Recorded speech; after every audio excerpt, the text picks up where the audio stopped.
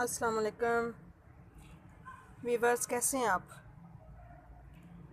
आज मैं आपसे इस पाम प्लांट के बारे में बात करूंगी। इसे रैपिस पाम भी कहा जाता है और लेडी पाम भी। जनरली तौर पे इसका नाम जो है वो लेडी पाम ही बोला जाता है। और ये पाम्स की वैरायटी का एक बहुत ही खूबसूरत प्लांट है। ये बहुत स्लो ग्रोइंग प्लांट है। ये बहुत ही आहिस्ता आहिस्ता से ग्रोथ करता है और ये बहुत प्यारी प्यारी पत्तियों वाला खूबसूरत सा प्लांट। शायद इसकी पत्तियाँ यूं लेडी फिंगर्स की तरह से, ये देखें, लेडी फिंगर्स की तरह से नज़र आती हैं, इसीलिए इसका नाम लेडी पाम रखा गया है। इस पाम को इनडायरेक्ट लाइट चाहिए, लेकिन थोड़ी लो लाइट में भी ये ग्रो कर जाता है और आर्टिफिशियल लाइट में भी अच्छे से ग्रो करता है, अगर आर्टिफिशियल लाइट इसकी नीड पूरी कर रही हो तो। और ये एक एयर प्योरीफायर प्लांट है जो कि फ़िज़ा में से टॉक्सिस वगैरह को अपने अंदर जज़ब करता है, जहरीली गैसेस को अपने अंदर जज़ब करके हमें एयर प्योरीफायर करके मुहैया करता है।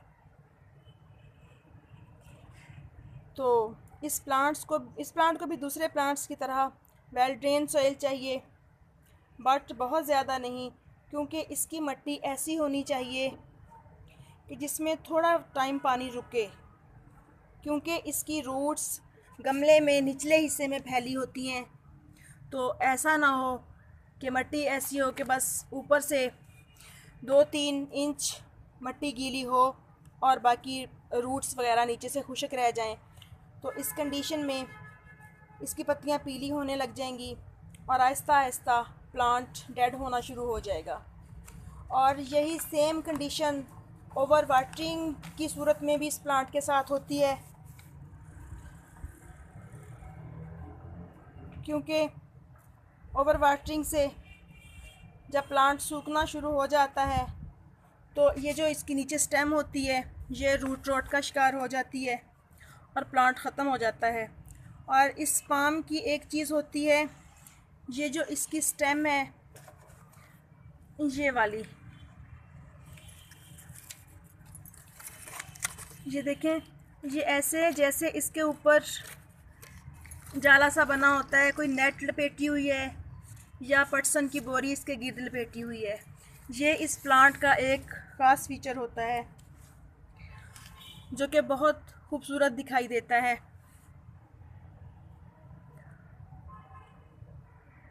तो और स्टेम, ये जो इसकी स्टेम होती है ये नीचे से बहुत ज़्यादा हार्डी होती है, बहुत ही ज़्यादा हार्डी। और जो राइजोम्स होते हैं इसके नीचे वो भी बहुत ज़्यादा हार्डी होते हैं। और ये प्लांट हमेशा ऊपर को बढ़ता है, ऊपर को नहीं बढ़ता, बहुत कम बढ़ता है ऊपर को, बहुत ही स्लो ग्रोथ है इसकी, ऊपर को बहुत ज़्यादा नहीं बढ़ता, बट नीचे से राइजोम्स बढ़ते रहते हैं और यूँ इस प्लांट के पप्स निकलते रहते हैं। और जब ये मैंने प्लांट लिया था तो सिर्फ एक स्टेम थी, तो लास्ट ईयर मैंने इसको डिवाइड किया, इसके बेबी प्लांट्स निकाल के अलग गमले में लगाए, तो अब फिर ये देखें इसके 2 बेबी प्लांट मज़ीद बने हुए हैं। तो काफ़ी सारे ये यूँ फॉरेस्ट की लुक देने लग जाता है जब प्लांट कुछ पुराना हो जाता है आपके पास, तो बहुत खूबसूरत दिखाई देता है और काफ़ी घना हो जाता है, नीचे नीचे फैलता रहता है।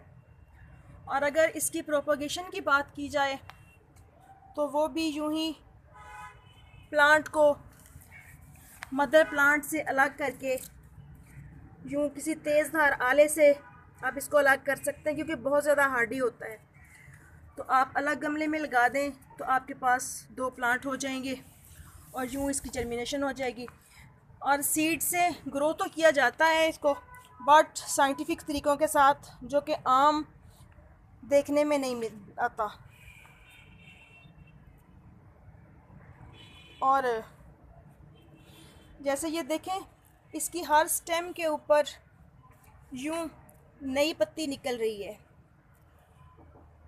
तो इस स्टेम के बीच में इस प्लांट का ग्रोइंग पॉइंट होता है, और अगर इसको हम यहीं से काट दें कि यहाँ से 2 शाखें निकल आएंगी, तो ऐसा इस प्लांट के साथ नहीं होता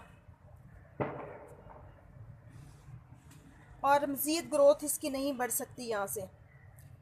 अगर किसी भी वजह से इस प्लांट का ये ऊपर वाला लीव जो छोटा सा ये वाला निकल रहा है सेंटर में, ये ख़राब हो जाए या कोई डिज़ीज़ लग जाए, तो इसको हम यूँ यहाँ से नहीं काट सकते, ना सेंटर से काट सकते हैं, क्योंकि अगर ये एक दफ़ा ख़राब होना शुरू हो गया तो ये प्लांट आहिस्ता आहिस्ता नीचे तक ख़राब होके रहेगा। तो फिर इसको यहाँ से काटना ज़रूरी है, क्योंकि दूसरे प्लांट्स की तरह कटिंग करने से इसकी 2 शाखें नहीं निकलती, बल्कि ये प्लांट फिर इसकी ग्रोथ बिल्कुल रुक जाती है और बढ़ना बंद हो जाता है। और डिजीज़ वगैरह की बात करें तो इस प्लांट में स्कीट्स और स्पाइडर माइट्स का अटैक होता है, वो इस वाली नेट के अंदर होता है, यूँ इस वाली नेट के अंदर, यानी कि इस पत्ते के अंदर यहाँ पे अटैक होता है डिजीज़ का।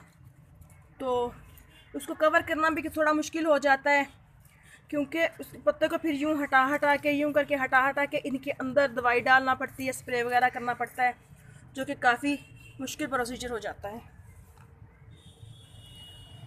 और अगर ज़्यादा लो लाइट देंगे या पानी बहुत कम देंगे तो इसकी ये वाली टिप्स यूँ ब्राउन होना शुरू हो जाएंगी, हल्की हल्की सी यूँ। तो इसकी कई वजूहात हो सकती हैं। अगर नॉर्मली हो थोड़ी बहुत तो आप उनको यूँ कट कर सकते हैं ताकि आपका प्लांट खूबसूरत नज़र आए, लेकिन अगर रूटीन से हटके लीव्स ब्राउन हो रहे हैं तो इसकी ज़रूर कोई ना कोई वजह हो सकती है। या तो आप इस प्लांट में पानी बहुत कम दे रहे हैं, या बहुत ज़्यादा दे दिया जा रहा है, या ये बहुत लो लाइट में पड़ा है जिसकी वजह से रूटीन से हटके इसकी लीव्स ब्राउन हो रही हैं। तो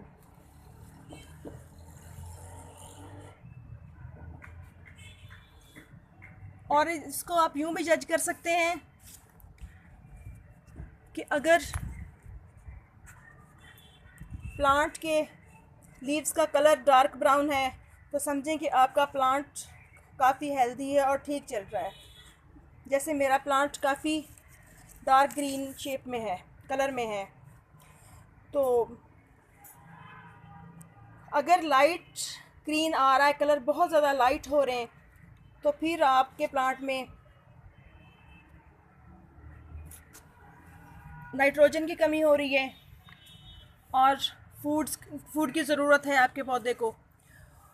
तो आप इसको नाइट्रोजन रिच खाद डालें और इसको ब्राइट लाइट दें थोड़ी, ताकि प्लांट अच्छा ग्रो कर सके।